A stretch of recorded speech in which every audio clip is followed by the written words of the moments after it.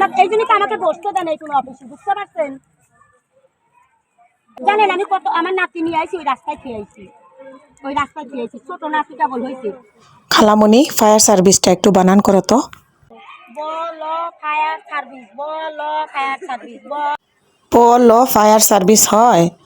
খালা তুমি কতটুকু পড়ালেখা করছো? কারো কাছ থেকে শিখি।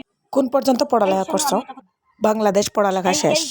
আমাকে এই জন্যই তো আমাকে বসতে দেন এই কোনো অফিসে, বুঝতে পারছেন? এই জন্যই তো আমাকে বসতে দেয় না, এগুলো কন্ট্যাক্ট করে করে এইগুলো করছে।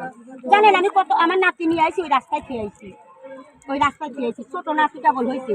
তাহলে এগুলো করছি কিসের জন্য? আমার সুবিধার জন্য করছি না, যে আমার ঝামেলা আমি আপনাদের উপর দায়িত্ব দিছি, তাহলে আমার কি দায়িত্বটা পালন করছে বলেন? এই জায়গা খালি খালি উড়াই এলে হিন্দু, বুঝছেন? এই যে এই বাড়িটা, এইটা মনে করেন 3টা ঘর ছিল, মানে 3টা লোক ছিল এই বাড়িতে, এখন এই বাড়িতে লোক হয়েছে 300। এইটা সব আমাদের আমাদের এই জায়গা, আমি দেশে আইছি, খাজনা পরিশোধ করছি, রেকর্ড কাটাইছি। সবাইকে আসসালামু আলাইকুম। আমার ভিডিওটি আজকে যে যেখান থেকে দেখছেন আশা করছি সবাই ভালো আছেন। আর আপনারা তো দেখলেনই রহিমা খালামণির ট্রেনিং সেন্টারে ট্রেনিং চলতেছে। আর আমি এই গরমের দিনে খুব অশান্তি ফিল করছি। কি রান্না করব না করব কিছুই আমার ভালো লাগে না, কিছু খেতেও মন চায় না। তো সিম্পলের মধ্যে আজকে আমি ডিম ভুনা করে নিয়েছি আলু দিয়ে, এটা ডিটেলসে দেখাইলাম না। আর এখানে কাঁচা আম নিয়ে এসেছে আপনাদের ভাইয়া। আর আমরা সিলেটিরা এমন সিজনে কাঁচা আম দিয়ে টক রান্না করি, মানে সিলেটি ভাষায় টেঙ্গা বলে যেটাকে। নিয়েছি এখানে ট্যাংরা মাছ, আর ট্যাংরা মাছ দিয়ে আমি কাঁচা আমের টেঙ্গা রান্না করব। কাঁচা আমের টেঙ্গা এমন সিজনে খেতে খুবই ভালো লাগে।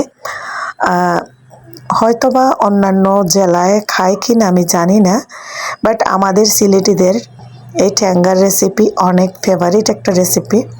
এখানে আমি পেনে তেল দিয়েছি, আর দিয়ে দিলাম সামান্য পরিমাণের পেঁয়াজ কুচি, আর এখানে দিয়েছি রসুন। রসুনটা আমার ফ্রোজেন করা ছিল, তাই আইডিয়া মতো দিয়ে দিয়েছি। এখানে প্রায় 1.5 চা চামচ পরিমাণ হবে। এটাকে একটু ফোড়ন দিয়ে তারপরে সামান্য পানি দিয়েছিলাম, আর দিয়েছি এখানে হলুদের গুঁড়া 1 চা চামচ পরিমাণ, মরিচের গুঁড়া সামান্য 1 চা চামচের 4 ভাগের 1 ভাগ। এটাতে জাল না দিলেও হয়, বাট আমি একটু সামান্য দিলাম। দিয়ে দিয়েছি এখন কাঁচা আম ফালি করে রেখেছিলাম ধুয়ে। এটা ব্লক এসে গেলে সিদ্ধ হয়ে যাবে খুবই তাড়াতাড়ি। একটা ব্লক আসলে পরে নাড়াচাড়া করে আমি ট্যাংরা মাছগুলো দিয়ে দিব। আর বেশিরভাগ আমরা এই ট্যাঙ্গা রান্না করার সময় মাছগুলো কাঁচা মাছ দিয়ে রান্না করার চেষ্টা করি, অনেকেই মাছ ভাজি করেও দেয়। ট্যাঙ্গার রেসিপিটা কাঁচা মাছ দিয়ে রান্না করলে বেশ মজা লাগে, তাই আমি কাঁচা দিয়েছি।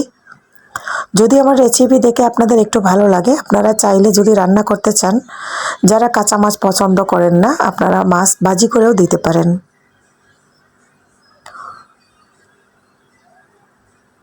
সবার জন্য অনেক দোয়া আমার পক্ষ থেকে, কারণ প্রচণ্ড গরম পড়েছে। আপনারা যে যতটুকু পারেন বেশি পরিমাণের পানি খাবেন, তরল জাতীয় খাবার রাখবেন, আর ঘরে থাকার চেষ্টা করবেন। দিয়ে দিয়েছি এখানে জুলের পানি পরিমাণ মতো।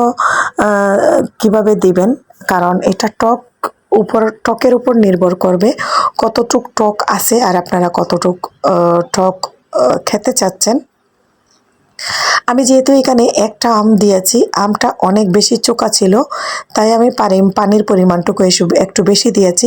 যদি আপনাদের আম টক কম থাকে তাহলে পানির পরিমাণটুকু আপনারা বুঝে শুনে দিবেন। এখানে বেগুন ভর্তা করব, আর আজকে বেগুন ভর্তাটা একটু অন্যরকম করে নিচ্ছি। বেগুন এরকম চাকচাক করে কেটে নিয়েছি, দিয়ে দিলাম লবণ, সামান্য পানি দিয়ে বেগুনটা আমি সেদ্ধ করে নিচ্ছি। এর মধ্যে বেগুন সিদ্ধ হোক, আর আমার তেলের জারগুলোতে তেল শেষ হয়ে গিয়েছে, এগুলো একটু এই কাজটাও করে নেই। ওইদিকে সিদ্ধ হইতে হইতে আমার এই কাজটাও করা হয়ে যাবে। ছোটো যে বোতলটা দেখতেছেন, এটাতে সবসময় ব্যবহারের জন্য, মানে আমার ওয়ালিদ বাবুর মাথায় মাঝে মধ্যে আমি সরিষার তেল ব্যবহার করি। তাই শরীরে ব্যবহার করার জন্য ছোট একটা বোতলে, কাচের বোতলে আমি তেল রেখে দিই। তেল ঢালার সময় এই যে আমি প্লাস্টিকের একটা এটার নাম কি, চাকনি নাকি আমি বলতে পারতেছি না, এই মুহূর্তে মুখে আসতেছে না, এটা দিয়ে তেল ঢাললে এদিক সেদিক আর এলোমেলো হয়ে পড়ে না, খুব সুন্দরভাবে তেলগুলো বড় বোতল থেকে ছোট বোতলে নেওয়া যায়। সরিষার তেল কিচেনে ভর্তা বাটি করার জন্য একটা বোতলে আমি রেখে দিই, এটাতে রেখে দিচ্ছি। আর খাবারের তেলও ওই বোতলে শেষ হয়ে গিয়েছে, ওইটাও বড় বোতল থেকে ছোট বোতলে ঢেলে দিব। কারণ বড় বোতল থেকে মাঝে দেখা যায় আমরা যখন তেল ব্যবহার করতে যাই পাতিলে, তখন হঠাৎ করে অনেক বেশি পড়ে যায়। আর ছোট বোতল থেকে তেল পাতিলে দিলে আইডিয়া করে দেওয়া যায়, আস্তে আস্তে দেওয়া যায়, এটাই আমাদের জন্য একটা সুবিধা। এই দুইটা বোতল আমি কাচের বোতল একসঙ্গে নিয়েছিলাম। আর ছোট বোতল যেটা, এটা একটা অলিভ অয়েলের বোতল ছিল। 5 লিটারের তেলের বোতল ব্যবহার করতে আসলেই অসুবিধা হয়, সুবিধার জন্য এই ছোট বোতলে আর কি তেল নেওয়া। যাই হোক, কথা বলতে বলতে ভিডিওর অনেক কথা বলে ফেলেছি।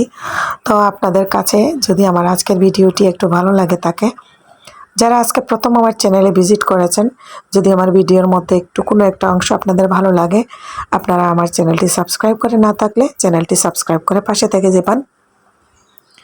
আর যারা অলরেডি সাবস্ক্রাইব করে পাশে আছেন, সবাইকে অসংখ্য ধন্যবাদ। পানিটা শুকিয়ে গিয়েছে, এখন আমি সরিষার তেল দিয়ে ভালো করে বেগুনটাকে আবারও সরিষার তেলের মধ্যে ভেজে নিচ্ছি। আর এইরকম করে সরিষার তেল দিয়ে ভেজে তারপরে ভর্তা করলে এই ভর্তাটা দারুণ মজাদার এবং ইয়াম্মি হয়। আপনারা চাইলে এরকম ভর্তা করে খেতে পারেন।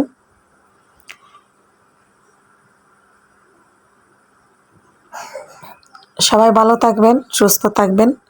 আমি আজকের মতো এখানে বিদায় নিয়ে নিব আপনাদের কাছ থেকে। আমার ভিডিওর মধ্যে কোনো ভুল ত্রুটি হইলে প্লিজ ক্ষমা সুন্দর দৃষ্টিতে দেখবেন।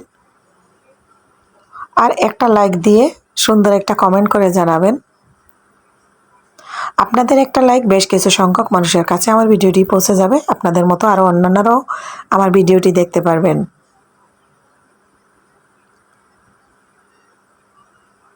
সবাই ভালো থাকুন, সুস্থ থাকুন, এই কামনায় করে আজকের মতো এখানে বিদায় নিয়ে নিচ্ছি। আল্লাহ হাফেজ, আসসালামু আলাইকুম।